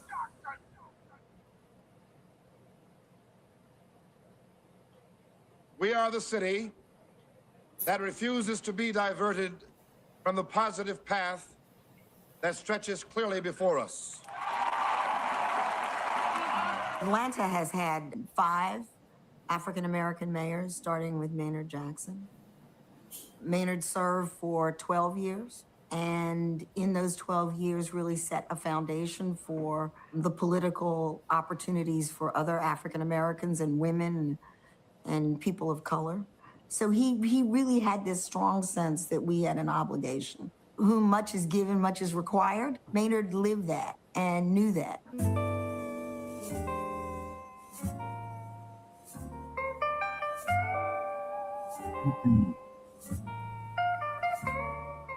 Maynard was my nephew and the first boy in the family. There were 3 little girls, 3 granddaughters. When Maynard was born, my father had a fit. He said, a little man-child. We got a man-child. And we made a pilgrimage from Atlanta out to Dallas, Texas to see this baby. And everybody was taking a gift. I felt like we were going to see, like the Magi, taking a gift to the baby, you know. My father's gift was a pocket watch, 21 Jewel Hamilton pocket watch. And I was furious. I said, why are you taking a watch to a baby? He's in diapers. And he said, because time is important and he must know that. We were in Dallas, Texas. He got a Superman suit from somewhere. I guess Mom and Daddy bought it for Christmas. We had a balcony on that house, on a 2nd floor. And he stood up on the edge and was getting ready to jump off like this because he was Superman. And I always make the analogy between that and what he really did in life. I mean, he did a lot of Superman stuff in life, to me.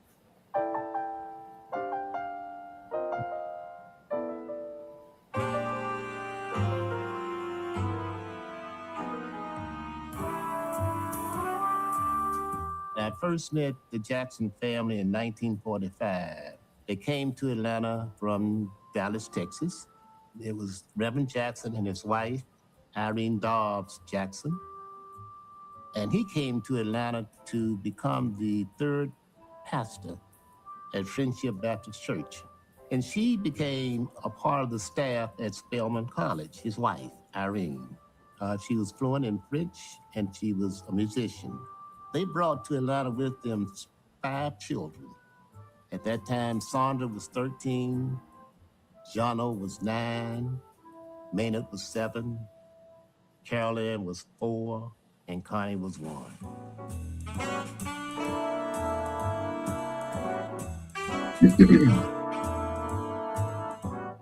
We're just going to speed it up here a little bit. When I was growing up, Atlanta was much, much smaller, much quieter. This was in the 1930s. It only had about 30 square miles. And of course, it was totally separated.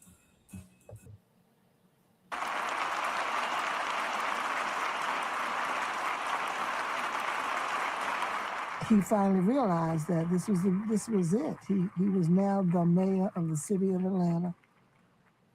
Black people thought that he was going to walk on water and that everything was going to be 100% right. And that was his challenge, to make everything right. I mean, when Maynard went into office, the first thing he did was he took inventory of where all of the city's money was being housed. Right after the election, I think it was, it couldn't have been more than a couple of weeks. At that time, we couldn't find any African Americans that were on the boards of the local banks in Atlanta, the fact that Maynard had called some of the bank presidents together to try to encourage them to put African Americans on the boards of their bank. And there was one whose name, it doesn't recall, but I believe he was over the CNS Bank or something at the time. Back then, that was the big bank. But the statement basically was that, you know, he wasn't going to tell them who was going to be on the boards of their bank. And his reaction was, you're right, I can't tell you who's going to be on the board of your bank, but what I can tell you is that we're going to withdraw the city money from your bank. And you'd have these dignified businessmen coming over and sitting down with the mayor and says, Mayor, there's just nobody, there's just no blacks qualified. And that would set him off in private. But he was so mannerly and such a gentleman that he would not confront them.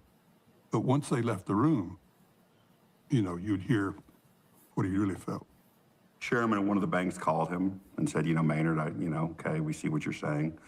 You know, we'll diversify our bank board. Who do you want us to put on the board? And Maynard was like, oh, no, you're not going to get me that way. I'm not going to tell you who to put on the bank board. I want to see the bank board diversified. The paper would never ask, what you going to do if they don't do it? He said, I'm sure the banks in San Francisco or California would like to have the money, but we're going to get a black on every bank board in this town, how small or big it is. And then all of a sudden, black people started showing up on the board banks because they wanted to make sure that they continued to have an opportunity to do business with the city. When Maynard first got elected, or when it was obvious that he was going to be the mayor, they gave a contract to the police chief, some ridiculous contract, that would have gone through Maynard's period of time. And there was a real racist guy that was the police chief at the time. I'm not politically motivated at all. And as far as I'm concerned, there's no politics involved. What I'm trying to do is eliminate undue political influence in the police department. Emmett was a part of the old guard. You see, if you were a Klansman, you could get a job on the police force. That didn't start changing until the late 40s, early 50s. John Inman was a relic of that past. There was a march, and he had let dogs loose on Hosea Williams at one point when the mayor was out of the city. The image of dogs scaring demonstrators and snarling nearby was unacceptable. And the mayor fired the chief. And so he highly resented Maynard Jackson becoming the mayor, and for all practical purposes, he was going to defy his boss. And Maynard came up with, which what I thought was genius. He came up with, okay, well, if I can't replace this police chief, I'm just gonna put somebody over the police chief. And he came up with this concept of having a public safety commissioner. We need to have a top-notch administrator, and preferably someone who does have a background in law enforcement. Now, that is not a statutory requirement, but it is clearly one of my preferences. And all of the public safety positions reported to that individual, including this racist police chief. And basically that guy's job was to count paperclips somewhere, and Reggie Eves became the public safety guru. Because I'm also committed to the same principle, and that is to provide safety for the citizens of this city. Maynard put a lot of pressure on him to cut crime in 6 months and to do the things that he wanted him to do. And it wasn't possible, so much so that Reggie Eves, Commissioner Eves, he fell to the pressure. On Saturday, some 300 Atlanta police officers are scheduled to take an examination for some 21 open positions for the rank of sergeant. The competition is stiff. It's the first time in years that the examination has been given. He wanted to promote more Black police officers into managing positions and higher levels in the department. But you had to pass a test in order to do it. And so the cheating scandal happened.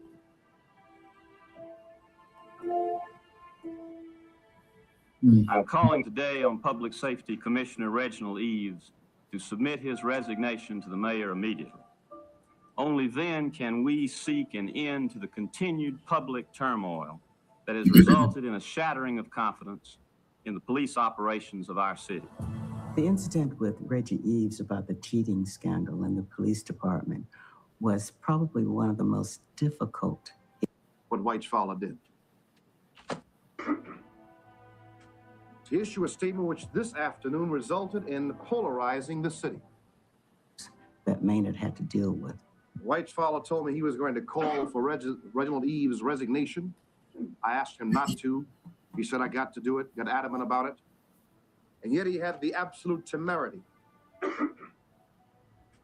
to issue a statement which this afternoon resulted in polarizing the city. And I shall never forget what Whitefowler did. What does that have to do with Reginald Eves? What happens to him now? Now, Doc, I don't know what happened to the video while the video picture just went out, but for a little bit of time that we got left, I wanted to talk about what Maynard did in that situation. He couldn't fire the police chief, so he appointed a black man to be over the police chief, over the whole damn police department. And the nigga broke. He couldn't take the damn pressure. He fucking broke. What kind of hell is this? We can't hear you, Doc. Therein lies the danger of hooking some folk up. Therein lies the danger. Because if I put you in this position and you fail, they're coming for me. Exactly. And, you know, I remember a situation my mother used to talk to me about. She had got one of my aunts a job at the place where she works at. Mm-hmm. And she said, now, if she doesn't show up for work, then white folk come to me and say, now, you do know she didn't come to work today. And my mom grew so tired of it that she said, you do know that she don't live with me, right? I have no idea why she didn't come to work. Okay. We don't live together. And so, but when you, and it's those things and those occurrences that happen that causes people to really not hook other folk up, if that makes sense. Everyone wants you to look out for them. But can you do that? And if you do that, at what peril does that come to you? And it's a significant risk, especially when you're dealing with a situation where you know, and everybody knows that they're waiting on the mayor to stub his toe. Right. Once he does that, oh, now look at it, look at this right here. Look at this, you know, and all of the things that go along with white folk being all up on you. All the things that go along with that are going to become very apparent and manifested. So, yeah. Was it a misstep by Maynard Jackson? In hindsight, it was. Was it the correct thing to do? I would say, yeah. Was it a courageous thing to do? Yes. But you were kind of betrayed by one of your own. Yeah. Damn. Well, that's a hell of a thing. That's a hell of a thing. He fighting as hard as he can fight and doing things and put you in there, you gonna fucking quit because of the pressure. Damn, what the hell you think what do you think he was getting into? A goddamn popcorn party? No, but I think that the position is alluring. The power that would come with it is alluring. But do people ever factor in that really what you're signing up for is a street fight? And if you don't, you can be surprised when you get up in there, because there's some people who are blatant with their opposition to you being there, especially the way that you were brought in, and they're going to do everything to get rid of you. That's for sure. That is for sure. Well, we are at our time, and we didn't make it over to our last, the Mayor for Life, Marion Barry, or finish with Brother Jackson. Are you free, Doc, on Thursday? Can we go Thursday evening? Yeah. I'm free Thursday, as long as I got advance warning and I set an alarm for myself, a reminder. Yeah, I'll be here. I done got old, man. My mind is not what it used to be. You know, one of those things where ain't no telling, man, where, you know, if I don't have a visible reminder, you know, I know that people will, you know, they hesitate to call you, remind you, because they're kind of like, oh man, you know, I don't want to be a bugaboo, you know. You know, you have permission to call me, to remind me, send me a text earlier, hey, don't forget. You know, because I literally have to tell my wife, you know, I was like, yo, remind me I need to go out to work today. Like, all right, I got you, because I don't teach today, so it would usually be, you know, not mandatory for me to be out there. Right. Program I needed to participate in, so I had to, you know, go out. But that general reminder, right, great. And then I don't have anything that goes to my phone, like you know, anything. So unless you ring that phone, and if it's a work day, if I lectured that day, my phone is probably still turned off. The ringer is turned off. I always forget to turn it back on. Definitely. But the Lord ain't done with me yet. So yeah, exactly. Thursday we're going. I'm gonna look. I'm getting ready to give myself a note right now. You know. So Thursday, yeah, I'm good. You want to run it back? You want to deal with something on Thursday? Most definitely, because I want to finish this up. Definitely. So, Doc, on since we made it just to the beginning of Maynard Jackson, but we discussed Stokes in very great detail. Now, would you say his 2 terms in office, because he didn't run for a third because he saw that the to win was too great. He didn't think he would be able to do it, so he didn't run a third term. But do you think that history has prescribed him his proper place? Oh no. No. What do you think his proper place should be? Maynard or Carl Stokes? Stokes. The man who ushered in modern Atlanta. I think that he should be remembered as that guy that ushered in what we know as modern Atlanta, because it's during Stokes's tenure that Atlanta's able to snatch away from Harlem the moniker and the title of being Black America's capital, the capital of Black America. Everyone flocks to Atlanta. By the 1980s, it becomes the Black Mecca, to be honest with you. That is due to his infrastructure, his leadership, the idea of having it's very similar to Marion Barry, having the unmitigated gall to stand up to white power, which is a major thing for a Black person to do, because they're going to cut you down eventually, because there's going to come a moment where what other groups, sort of like what we saw with this last presidential election, it's enough for a white man to stand up in front of his community and issue hollow promises and things that he knows that he ain't gonna do. And anybody with good sense recognize that can't happen. Like, I'm gonna end the war in Ukraine in one day. Now, you know that that's a lie.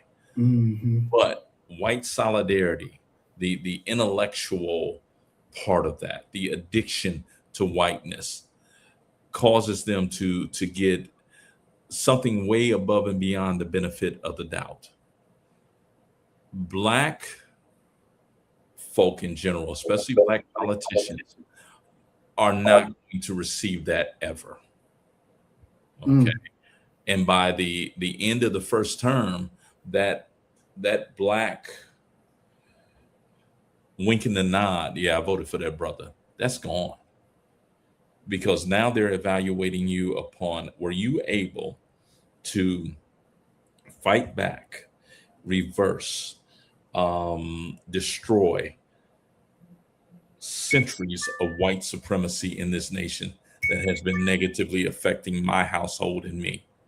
And if you couldn't, what you in there for? You done. So you have an expiration date almost from the very beginning. If you're a Black politician, because Black folk are, and this may sound strange, but so many Black folk are, if we're being honest about it, are white-minded. And they're looking at their political leaders often, not all Black folk, but there's a significant population who are white-minded and are as, if not more, harsh towards Black people than white folk are. Most definitely. Most definitely. You know, they said in the video that Maynard Jackson was born to be great. He was taught to be great. What does that really look, in your closing comments, can you add that in there? What does that process look like? Is it more than just, you know, ooh, when you grow up, you're going to be an important young man? Is it more than just that? What does that process look like? Can you address that in your closing comments? Yeah. Once again, just happy to be here, man. You know, same message every week. You know, I love this space and love coming here. But what I'll say about that is creating a context for success. That's what that looks like. We should not look past the fact that the gift that his grandfather brought to him was a watch. Right. Yes. Because I want him to understand right now from the very beginning that time means something. That's a hell of a message that many people don't get their entire life. He got that as a baby. I remember being abroad. I took my son to Africa, and we're there with at One Africa, a place called One Africa, Sister Imacus. And it's sort of a transition point, kind of like what I was talking about with Nanny and Lackawanna Blues. A lot of African Americans who are transitioning to Ghana, they go to One Africa and stay for weeks, if not months. We're sitting there with some of the repatriated Black folk, and they're all retired. They're elders, and one of them said this about creating. You know, it applied to my son. She was addressing my son. She said, "It took me 70 years to get here, and that baby's here at the age of 8." She said, "You have no idea how this is going to affect him going forward." And I was like, you know what? She's right. She's absolutely, positively correct. So in saying that, him bringing that watch and the family, he being the first boy, I was the first boy in my family of the grandchildren. It's something that is usually different, but the creating of a context for greatness is deliberate, is thought out, okay? It is planned. You don't get a Maynard Jackson by happenstance. Now, a whole lot of people, and many of these people, let's be fair, many of these people are not educated folk, but they understand creating a springboard for you to go forward and for you to battle. They understand those things. They understand the importance of those things. Mm-hmm. So what I will say to that, in closing, is quite simply, we have to be very conscious, very cerebral, very, very, very intentional about what we expose our children to, what we allow them to participate in, and fight the urge, because I think that this is one of the building blocks and the key differences between Black folk and white folk. Their children are allowed to run wild and to explore the world because because they protect them after the incident. We put our kids within a corral and say, no, there's nothing that you don't you do that. Don't you get over here and you sit down. Don't you touch nothing when we go into the store. Don't you look at nothing when we go into the store. Mm-hmm. Because we're definitely afraid that white folk, most notably the criminal justice system, will utilize one misstep to destroy our children's lives. That's the best way that I can even put it. So it's deliberate, it's intentional, it's conscious. It's a plan to build strong men and strong women. And if we're not doing that, they're going to grow up like directionless weeds. And Lord knows that's what we're seeing right now. Mm-hmm.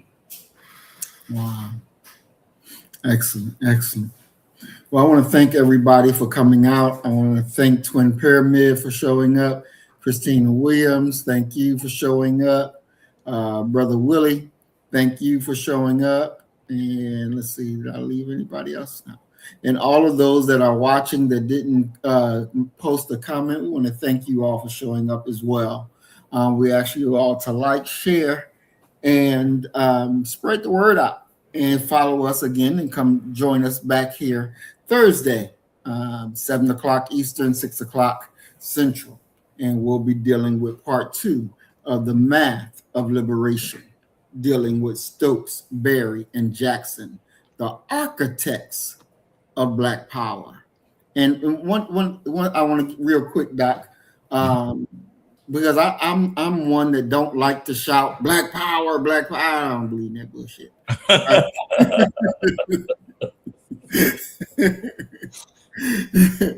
Now, these brothers, excluding from Mayor Barry, because I believe Mayor Barry was yelling Black power at one point, but they actually built Black power. Yes. I mean, it's the statement. Yeah, I mean, it's one of those things that for me, and I, he's a brother that, for my money, is so much fluff, very little substance. Umar Johnson. Mm-hmm. The problem that our people have is that, and ironically, I was watching a snippet of this. I turned it off, but it was White Men Can't Jump. Mm-hmm. And it's the scene where Woody Harrelson was talking to Wesley Snipes about how instead of just winning, Black folk want to look good while they're doing it. You got to win with style. It ain't enough to just get the win. I think that there's a lot to be said about that. Mm-hmm. Mm-hmm. Because, and Khalid Muhammad said that we are a rhythmic people. And so we have you have to approach Black folk with information plus inspiration. Mm-hmm. We are a people who enjoy entertainment. And so if you have someone who's up here rhetorically talking about Black power and what we gonna do and this and that appeals to a people who have been downtrodden for so long. It excites us. It's what Malcolm did. That, we getting ready to show them blah, blah, blah, versus someone like Stokes, someone like Maynard Jackson, someone like Richard Hatcher, Individuals who literally built a political infrastructure. And unfortunately, for a lot of people, they have been largely forgotten. And if they've been largely forgotten, they've been greatly ignored, and their contributions have been greatly ignored. So we got to find a balance with that. You know, you got to, I guess, get yourself to a point where you're inspiring and informing, and yet at the exact same time, the majority of your time is spent on institution building. Exactly. All right. Thanks, Doc. We want to thank everybody for coming. Thank y'all for participating. We love y'all. And as we always say, you kill the nigga in you, I'm going to kill the nigga in me, and our God will reign supreme. We are Black first, today, tomorrow, and forever. Love you, family. Peace and blessings. Assalamu alaikum. Shalom. Peace. Peace. So you better get the message and get it straight. You're gonna need some bridge work. It's simple as that. Because we're living in judgment. We're living in implementation.